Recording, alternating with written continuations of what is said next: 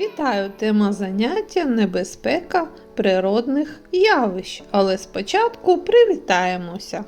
Доброго ранку, сонечко ясне. Доброго ранку, небо прекрасне. Доброго ранку, квіти у лузі. Доброго ранку, всі наші друзі. Подивіться у віконце, яка сьогодні погода. У мене світить яскраве сонечко. Сьогодні ми поговоримо про стихійні лиха та безпечну поведінку під час деяких з них. Відгадайте загадку. Шумить, гуде, дерева ламає, капелюхи з перехожих зриває, грім гримить, блискавка сяє. Коли це буває? Так, під час непогоди. Ти чув таке слово злива? Це не просто дощик. Це коли вода лє, як з відра, заважає бачити дорогу і швидко утворює величезні калюжі. Правило безпеки. Не намагайся йти крізь глибокі калюжі.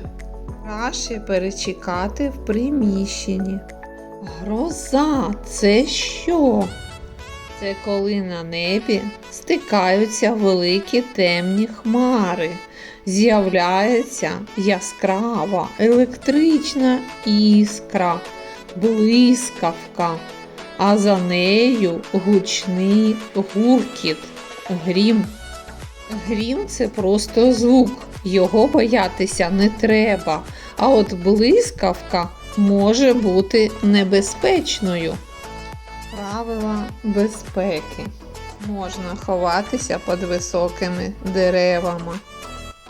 Не можна купатися у воді. Вимкни телефон. Вітер – це рух повітря. Легенький літній вітерець дуже приємний для всіх.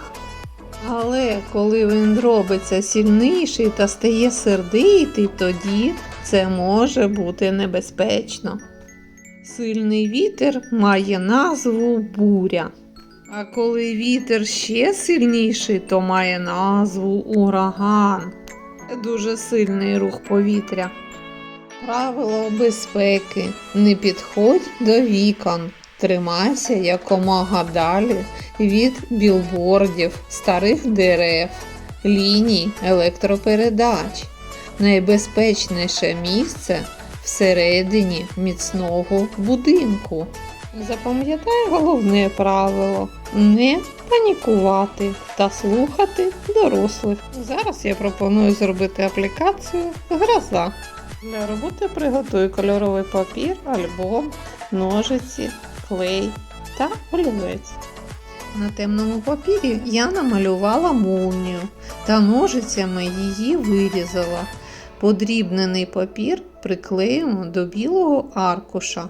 Потім аркуші склеюю між собою. Вирізані тучки приклеїмо зверху. І ось моя аплікація готова. Я впевнена, в тебе все вийде. До зустрічі!